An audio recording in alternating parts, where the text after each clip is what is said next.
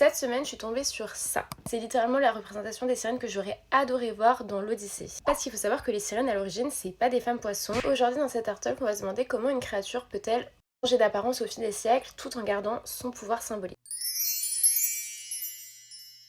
Aujourd'hui, quand on pense aux sirènes, on imagine tout de suite une femme avec de longs cheveux, une queue de poisson. Généralement, elle tient un miroir, un coquillage ou encore un peigne. Mais dans l'Antiquité, et notamment dans l'Odyssée d'Homère, la sirène, elle a une autre représentation. Ce sont aussi des créatures hybrides, mais elles ont un corps d'oiseau et un visage de femme. En fait, la sirène oiseau s'est peu à peu transformée dans l'Antiquité pour devenir, au médiéval européen, la sirène à queue de poisson. Ça, les historiens l'expliquent puisqu'en fait, à force de réécrire, les textes et les artistes se mettent à confondre les figures féminines liées à l'eau et donc ça devient une femme poisson. Et cette différence, c'est pas juste un détail esthétique. Dans l'art, les créatures hybrides permettent de représenter ce qui échappe aux catégories. Et la sirène, c'est l'exemple parfait.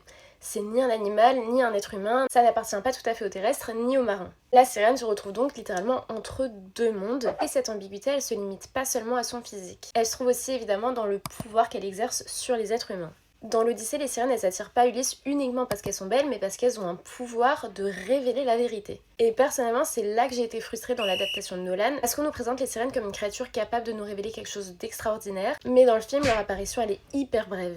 Et je trouve ça trop dommage dans une œuvre visuelle qui aurait pu vraiment développer cette scène. Artistiquement, il y aurait pu avoir quelque chose d'hyper intéressant dans le jeu de lumière, dans le design sonore lié au chant des sirènes, aussi au mouvement de l'eau, à leur apparence, aux costumes. Et surtout, j'aurais adoré qu'ils travaillent sur tout l'aspect lié à la frontière entre le réel et l'irréel, en jouant vraiment sur l'illusion, le flou. Il y aurait pu avoir une scène incroyable. Bref, pour revenir aux représentations des sirènes au fil des siècles, à partir du moment où la sirène elle passe de la femme oiseau à la femme poisson, son apparence elle devient beaucoup plus humaine. Mais sa queue de poisson et sa présence dans l'univers marin la rattachent à la mer, donc à la profondeur, à l'inconnu, au danger. Elle devient donc une figure de séduction mais qui comporte toujours une part de menace. Et cette symbolique, elle a voyagé, elle se limite pas uniquement en Europe. Par exemple, au Mexique, on retrouve aussi les sirènes dans différents récits populaires. Leur propre signification. La sirène au Mexique, c'est un signe de fertilité, de vie, de transformation, de liberté, mais aussi de danger et de tentation. Il y a un truc que j'aime bien dans la représentation mexicaine, c'est qu'ici l'eau il faut pas s'en méfier, mais au contraire c'est quelque chose qui permet la vie. Bref, perso j'adore la sirène, c'est une source d'inspiration énorme que j'ai déjà empruntée dans plusieurs de mes œuvres. J'adore le fait qu'une figure puisse être représentée encore et encore et continue de nous intriguer.